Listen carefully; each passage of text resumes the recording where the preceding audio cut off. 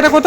এগুলো অনেক রকম আছে, 1800 আছে, 1200 আছে, 1000 আছে। আচ্ছা আচ্ছা, এই যে মায়ের জন্য ডালা নিয়ে নিয়েছি। আর ওই দাদা বললো কি যে আরতি হয় সন্ধ্যাবেলায়, তা আরতির আগে না যেতে পারলে কি হবে, অনেক 1 ঘন্টা লাইনে দাঁড়িয়ে থাকতে হবে। তাই বলতে তাড়াতাড়ি যাও, আগে পুজো দিয়ে আসো, তারপরে এসে ভিডিও করো। চলো মায়ের দর্শনটা আগে করে আসি, তারপরে বাইরে বেরোবো। তা দক্ষিণেশ্বরে এসে এই যে ডাল আর কি আছে এখানে, সয়াবিন তরকারি, আলু ভাজা, পনির, চাটনি, মিষ্টি। আজকে আমি চলে এসেছি দক্ষিণেশ্বর। বন্ধুরা, যেহেতু এই যে আমার ব্যাংকিং প্রবলেম হয়েছে না, ব্যাংকিং প্রবলেমটা কাটাতে মানে খুব টেনশন চাপের মধ্যে ছিলাম, মনটা খারাপ। যেহেতু মা বাবা কেউ থাকে না পাশে, তাই মায়ের কাছে চলে আসলাম, দক্ষিণেশ্বর মায়ের কাছে। তা যখন দেখবে ছেলে মেয়ে বিপদে পড়ে, প্রবলেমে পড়ে, মা বাবার কাছে যায় না, তাই আমারও যেন মা কাছে আসতে ইচ্ছা করলো। তা আমার মা বাবা তো আমার কাছে থাকে না, তাই আমি চলে এসেছি দক্ষিণেশ্বর। দেখো দক্ষিণেশ্বরে মানে ওয়ান টাইম সব সময় কত ভিড় থাকে, এই সময় কত লোকজন। আর এখন বিকেল টাইম, তো বিকেল টাইমে প্রচুর ভিড়টা বেশি হয়।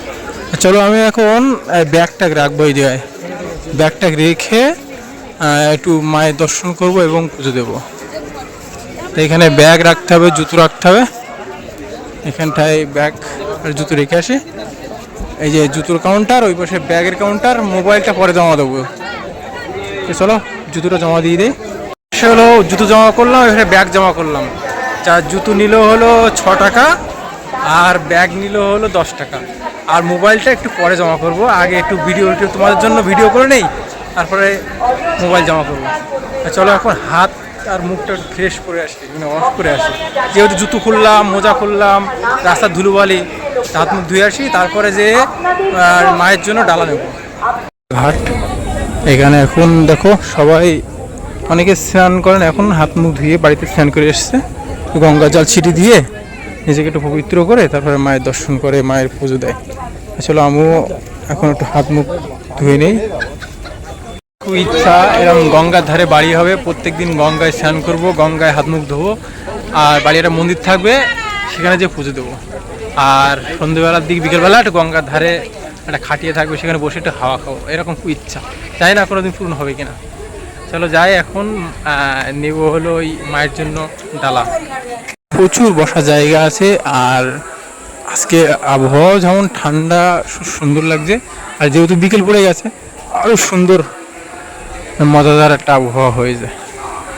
দেখো এখান থেকে মন্দিরের চূড়া দেখা যাচ্ছে ওই যে, আর এদিক থেকে যেতে হবে ডালা নিতে। আগে আমরা যখন পুজো দিতে আসতাম, ওই দিক থেকে লাইন দিতে হতো, আর এখন এইখান থেকে লাইন দিতে হয়। এইসব কাউন্টার এখান থেকে এদিকেও আছে, এদিকেও আছে, এখানে অনেকগুলো কাউন্টার আছে পরপর, মানে 1 থেকে শুরু করে ওদিকে 58 পর্যন্ত দেখলাম। তা আমি সবসময় 1 নম্বর কাউন্টারেতে নেই। তা আমার ইচ্ছা আমি ওয়েস্ট বেঙ্গলে 1 নম্বর ব্লগার হবো না বন্ধুরা, তাই 1 নম্বর কাউন্টারেতে নেই। তাই আমি এখান থেকে নেবো 1 নম্বর কাউন্টার থেকে। 1 নম্বর কাউন্টার দাদা, এই ডালটা কত দাদা? অনেক রকম আছে, আমার একটু ছোট দেখে দিন। হ্যাঁ ছোট না, 20 টাকা না 50 টাকা দিয়ে দেন। এগুলো এটা কত? এগুলো অনেক রকম আছে, 1800 আছে, 1200 আছে, 1000 আছে। আচ্ছা আচ্ছা, তো কোনোদিন বড় ইউটিউবার হতে হলে বড় মালা দেবো। এই বড়টা কত? না এটা কত? ও সাধারণ। আপনাদের 1 নম্বর ঘর না, এটা 1 নম্বর কথা, তাই তো?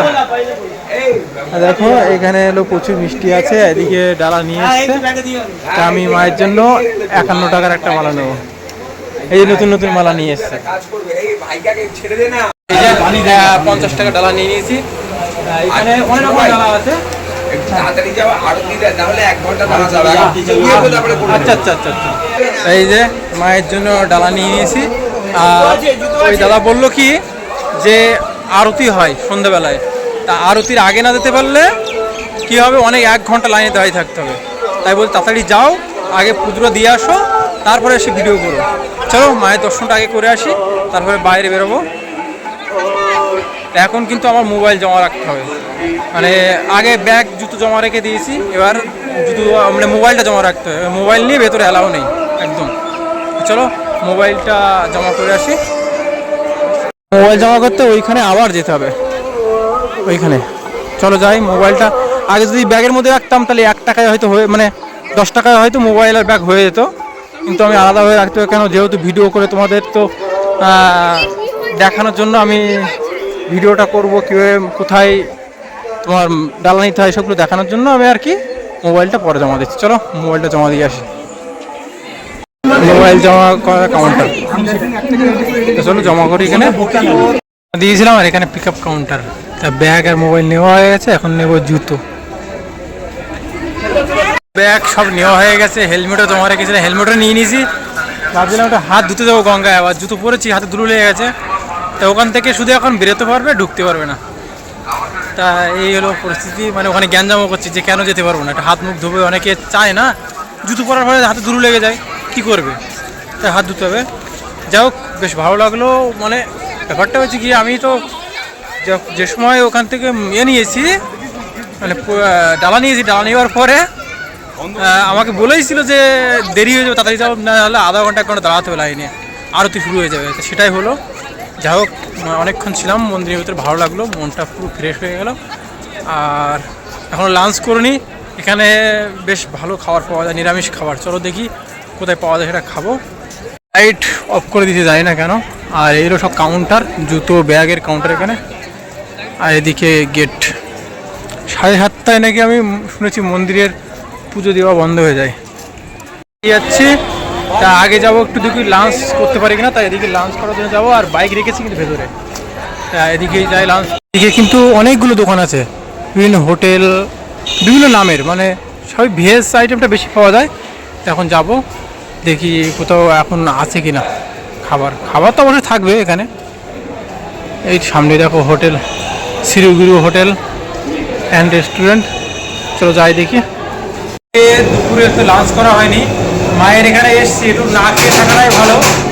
তাহলে পুজোটা মানে পুজো দেবো বলেই না খেয়েছিলাম, খেয়ে দাম।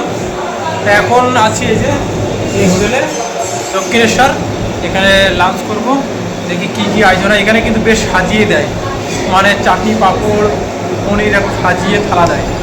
তা চলো দেখি, বসে পড়েছি, কখন আসে ভাত।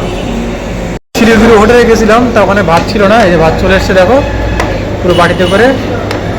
ডাল, এটা কি আলু সবিন, আলু ভাজা, পনির আর কি চাটনি।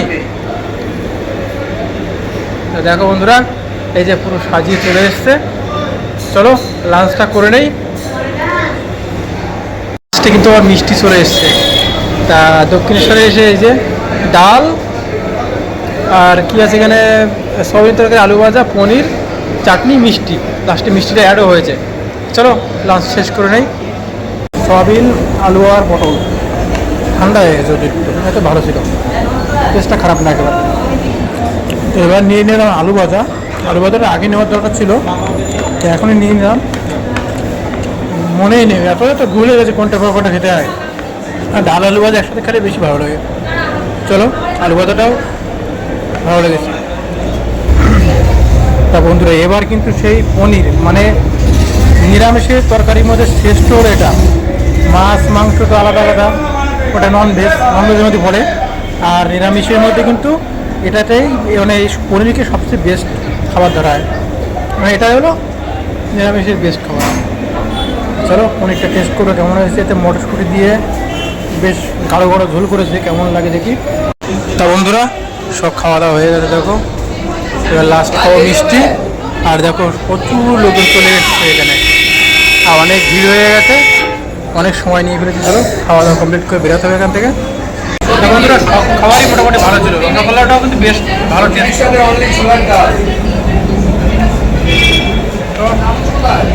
খাওয়া দাওয়া